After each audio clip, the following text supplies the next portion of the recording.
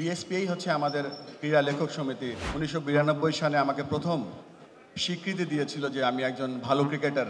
শুধু football cricket না, সব স্পোর্টসকেই আমরা সাহায্য করবো ইনশাআল্লাহ। উদ্বোধন উপলক্ষে কেকটি কাটা হচ্ছে আমাদের অতিথিরা মিলে, সঙ্গে বর্তমান বিএসপি এর প্রেসিডেন্ট এবং সেক্রেটারি। আরও একবার ধন্যবাদ, কৃতজ্ঞতা জানাচ্ছি।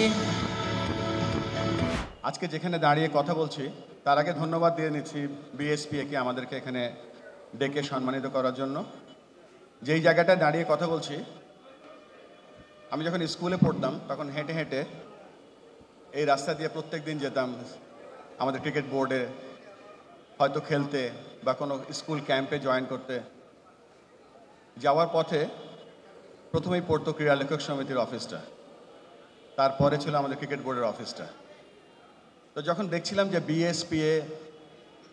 বিএসপিআই হচ্ছে আমাদের ক্রীড়া লেখক সমিতি, যে ক্রীড়া লেখক সমিতি 1992 সালে আমাকে প্রথম স্বীকৃতি দিয়েছিল যে আমি একজন ভালো ক্রিকেটার হিসেবে বর্ষসেরা ক্রীড়াবিদ হয়েছিলাম তারপরে।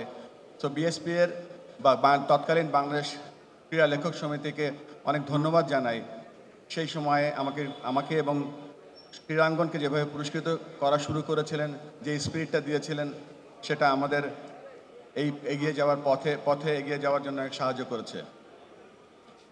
একটু নস্টালজিক হয়ে যাই যখন আসলাম ভাইকে এখানে দেখছিলাম দাঁড়িয়ে কথা বলছিলাম।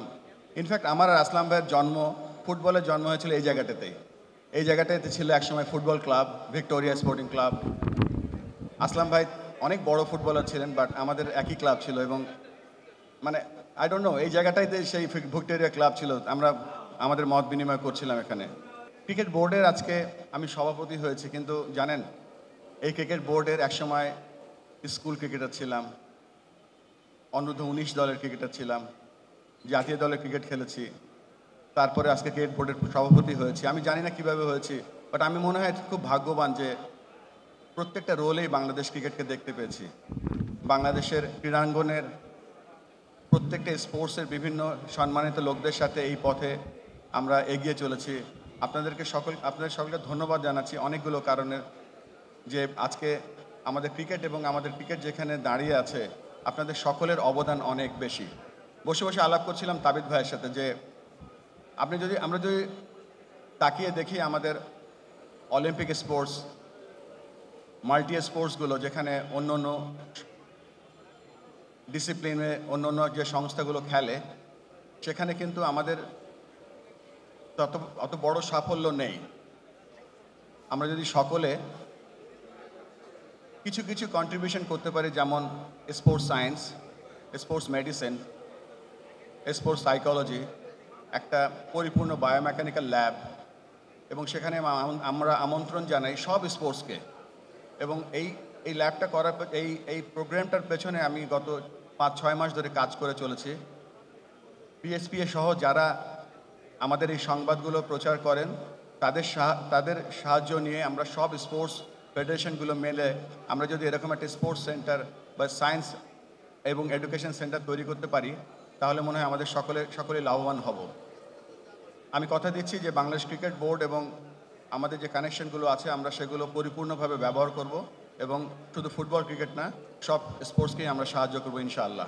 কিছু কথা বলতেই হচ্ছে যে বেশ কিছু দারুণ সিচুয়েশনের মধ্যে আমরা এখন আছি। বাংলাদেশ ক্রিকেট নিয়ে, বাংলাদেশ স্পোর্টস নিয়ে আমরা খেলা মাঠে আনতে চাই। এই খেলা মাঠে আনার জন্য আমরা 9 এবং 10 নভেম্বর বাংলাদেশ ক্রিকেট কনফারেন্স করতে যাচ্ছি।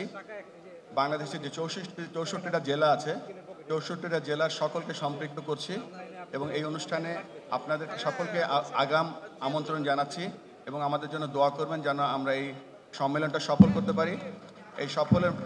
এই সম্মেলনের মাধ্যমে আমরা একটা যোগসূত্র তৈরি করতে চাই বাংলাদেশের প্রত্যেকটা উপজেলায়, প্রত্যেকটা গ্রামে, প্রত্যেকটা পাড়ায়, প্রত্যেকটা মহল্লায়। আমরা শুধু ক্রিকেট এগিয়ে নিয়ে যাব, ক্রিকেটের যে ইনফ্রাস্ট্রাকচার আছে, ক্রিকেটের যে লোকাল লিগগুলো আছে, যে খেলাগুলো আছে, সেখান থেকে যে ট্যালেন্ট আইডিগুলো নিয়ে আসা যায়, সেই প্রোগ্রাম আমরা করে ফেলেছি। আমাদের জন্য দোয়া করবেন।